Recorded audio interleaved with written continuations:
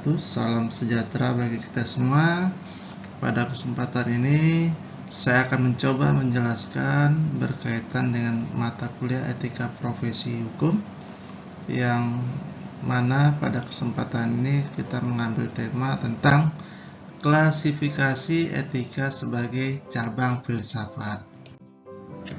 Permisi sekalian, bicara tentang etika sebagai cabang filsafat, maka dapat dibedakan dalam 3 pendekatan. Pendekatan pertama itu adalah etika deskriptif, atau lebih disebut dengan etika paparan. Bidang ini sejenis sejarah atau sosiologi moral yang dikaji oleh antropolog, sosiolog, historikus, dan psikolog. Di dalamnya memaparkan pola moral yang berlaku atau berpengaruh dalam suatu masyarakat tertentu.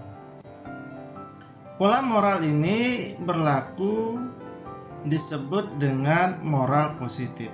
Perkataan positif mengandung arti yang sama dalam pengertian hukum positif. Yang kedua, pendekatan etika kaedah dan etika nilai, yang juga dinamakan sebagai ajaran kesusilaan. Bentuk etika ini adalah yang paling dikenal dan terbagi ke dalam beberapa aliran. Terakhir itu disebut dengan metaetika. Ini adalah teori tentang etika yang mempersoalkan tentang moral. Kalau kita mengutip dari pendapatnya Muhammad Nuh, maka etika itu dibagi etika deskriptif, etika normatif, dan metaetika. Kita lihat satu persatu. Kalau etika deskriptif itu adalah etika yang melihat secara kritis dan rasional sikap serta perilaku manusia, juga tujuan hidupnya sebagai sesuatu yang bernilai. Mendeskripsikan tingkah laku moral dalam arti luas, ini seperti adat kebiasaan, anggapan tentang baik buruk, tindakan-tindakan yang diperbolehkan atau tidak diperbolehkan. Etika ini berbicara mengenai fakta apa adanya. Objek penyelidikannya adalah individu dan kebudayaan. Kedua, kita lihat etika normatif. Ini maksudnya adalah etika yang menerangkan berbagai sikap dan perilaku ideal harus dimiliki manusia sebagai sesuatu yang bernilai, atau lebih dikenal dengan etika profesi, protokoler, blogspot. Dalam hal ini, seseorang dapat dikatakan sebagai partisipasi approach itu karena ia telah melibatkan diri dengan mengemukakan penilaian tentang perilaku manusia. Ia tidak netral karena berhak untuk mengatakan atau menolak suatu etika tertentu. Kemudian terakhir itu metaetika. Ini awal mulanya berasal dari kata meta, dari bahasa Yunani, artinya adalah melebihi. Sehingga metaetika itu adalah studi tentang etika normatif yang seolah-olah bergerak pada taraf lebih tinggi dari perilaku etis, yaitu lebih dikenal dengan bahasa etis atau bahasa yang digunakan pada bidang moral. Metaetika ini mengkaji makna istilah dan logika dari penalaran hukum. Rekan-rekan sekalian, sekarang kita lihat aspek dari kajian etika itu. Dilihat secara konseptual itu ada 3 aspek kajian etika. Yang pertama aspek normatif, yang kedua aspek konseptual, yang ketiga aspek deskriptif. Kita lihat yang pertama itu aspek normatif. Ini adalah aspek yang mengacu pada norma-norma standar moral yang diharapkan untuk memengaruhi perilaku, kebijakan, keputusan, karakter individu, dan serta karakter sosial. Dengan aspek ini diharapkan perilaku berikut segala unsurnya tetap berpijak pada norma-norma, baik norma kehidupan maupun moral yang diatur dalam standar bagi kaum profesi. Hal ini tidak lain untuk mencapai sasaran dan tujuan etika itu sendiri, yaitu menemukan, membatasi, membenarkan kewajiban, hak, cita-cita moral bagi individu serta masyarakat, baik masyarakat pada umumnya maupun profesi.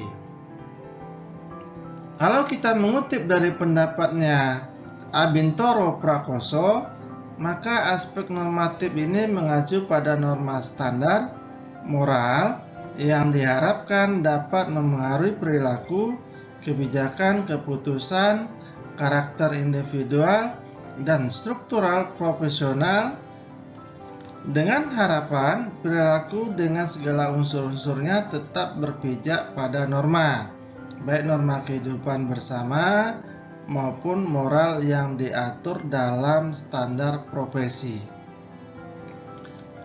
Kemudian kita lihat bagi masyarakat profesi, maka aspek normatif ini memberi arah dan pandangan jelas pada setiap anggotanya dalam mematuhi nilai-nilai etis yang disepakati bersama dalam wadah kode etik.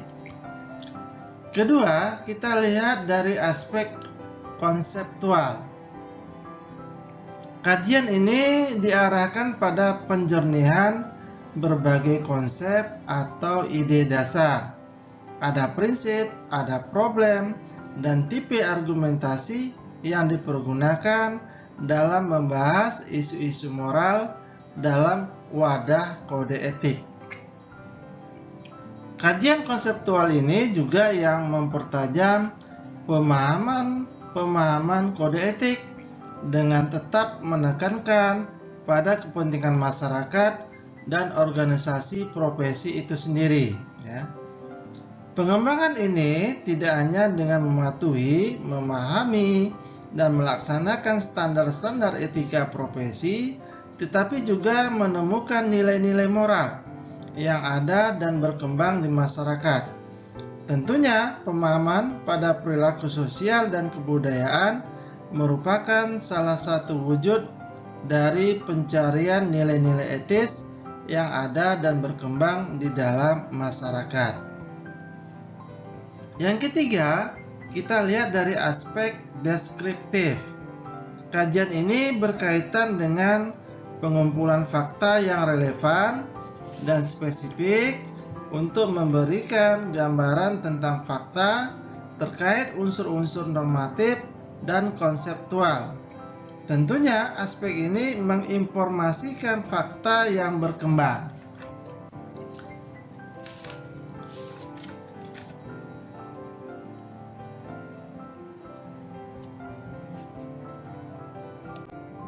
Baiklah pemirsa, sekarang kita lihat apa sih klasifikasi dari etika itu.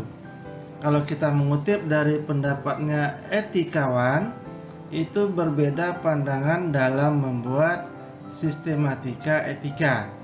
Ada yang melihat etika hanya sebatas ruang lingkup etika deskriptif, artinya ini di luar itu tidak lagi dapat disebut wilayah etika, melainkan hanya sebagai ajaran moral.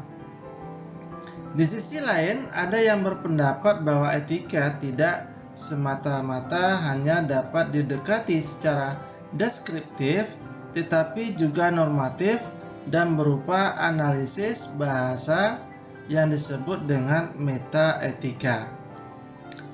Dengan menggunakan pendekatan etika deskriptif, kalau kita mengutip dari pendapatnya Magnus Suseno, maka ada perbedaan etika menjadi etika umum dan etika khusus.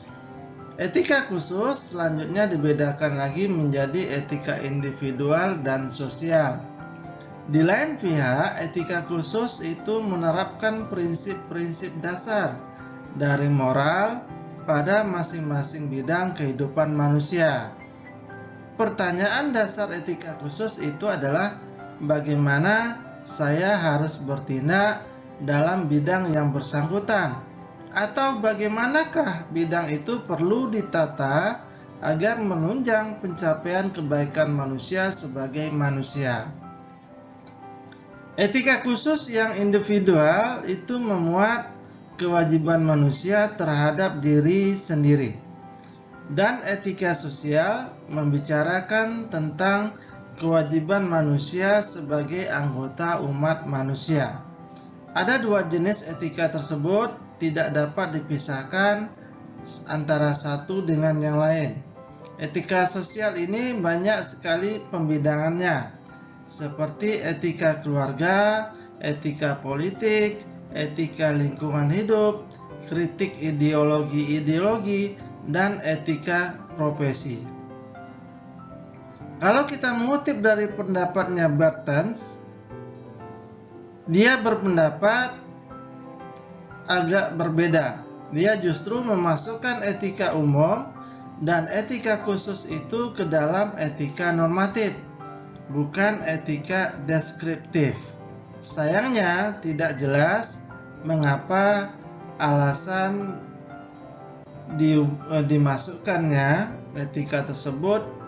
Justru etika umum dan etika khusus ini dimasukkan dalam bagian etika normatif tersebut.